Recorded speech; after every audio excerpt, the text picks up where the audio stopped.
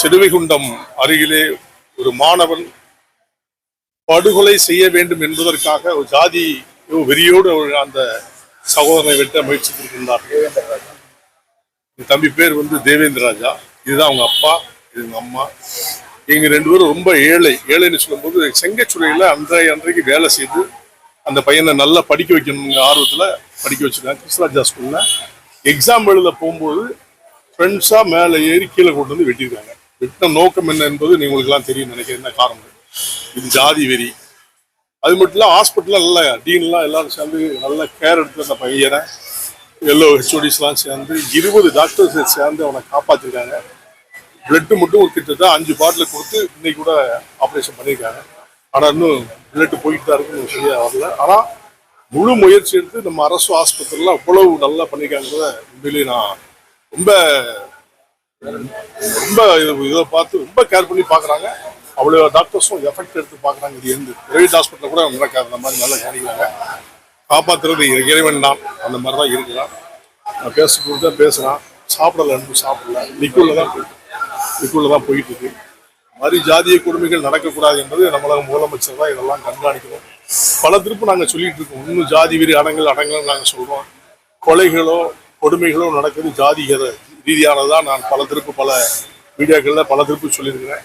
அதே நிலை இன்னும் இந்த தென் மாவட்டங்கள்ல இருக்கிற பகுதியில் நடக்குது.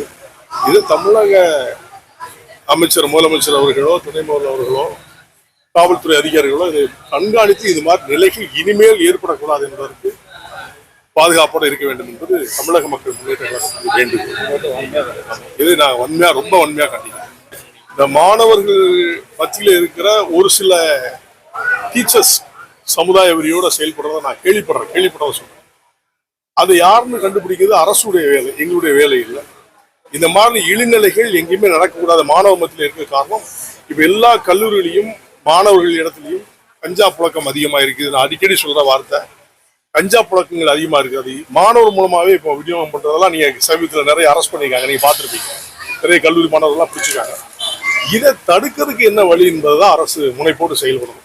அப்பதான் அந்த மாணவர்களுக்குள்ள உள்ள ஜாதிய பிரச்சனை தீங்குங்கிறது என்னுடைய தமிழக மக்கள் முன்னேற்ற கழகத்தில் வேண்டுகோளா இருக்கு. இந்த மாதிரி இழிநிலைகள் நடக்கக்கூடாது என்பது அரசு தான் கண்காணிக்கணும். அரசு ஒரு டீமை ஃபாலோ பண்ணி அதுக்குன்னு ஒரு குரூப் ஃபாலோ பண்ணி அதை நல்லபடியாக அவங்க செயல்பட்டாங்கன்னா சரியா வந்துருங்கிறது. மாவட்டங்களில் ஜாதி பிரச்சனை அரசு சரியான முறையில் கையாளுது நினைக்கிறீங்க? இல்லை, அது உண்மைதானே. இது நடந்துகிட்டே தானே இருக்கு. நான் ஸ்டாப் தானே. உண்மையா இருக்குதா? அரசு கையாள முடியலன்னு தானே அர்த்தம். ஏன்னா இது நடக்கும்போது அதுக்கு அடுத்தாலும் நடக்கக்கூடாதுங்கிறத பார்க்கணும்ல. அப்போ நடந்துகிட்டே இருக்குன்னா அப்போ அது என்னுடைய நிலை என்ன? அப்போ அரசு சரியா கண்காணிக்கிறது தானே இருக்கும். அதிகாரிகளுக்கு அதான் சொல்றேன். மதுவும் கஞ்சாவும் போதைகளும் இருக்கு வரை இதை கண்ட்ரோல் பண்ணுவது ரொம்ப கடினம். இதுதான் உண்மையான நிலை.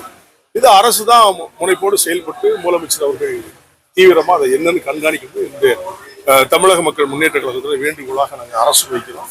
இந்த மாதிரி இழிநிலைகள் இனிமேல் எந்த கல்லூரியிலுமே எந்த மாணவர்களுக்கும் நடக்கக்கூடாது என்பதற்கு காவல்துறை அதிகாரிகள் முனைப்போடு செயல்படணும். காவல்துறை அதிகாரிகள் நான் வேண்டிய அந்த குடும்பம் ரொம்ப ஏழை குடும்பம். பார்த்துருப்பீங்க. நான் சொன்னேன், இது அப்பா அவங்க அம்மா. இவங்க செங்கச்சுளையில தான் வேலை செய்வாங்க. இதுக்கு அரசு அவங்களுக்கு டெய்லி ஹாஸ்பிட்டல்ல உட்காந்து அழுதுகிட்டு இருக்காங்க.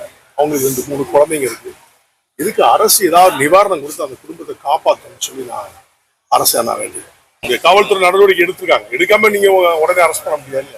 காவல்துறை இப்ப நம்ம தூத்துக்குடி எஸ்பி துரிதமா நடவடிக்கை எடுத்திருக்காரு. இது எடுக்க போய் தான் உடனடியாக 3 பேரும் அரெஸ்ட் பண்ணிருக்காங்க.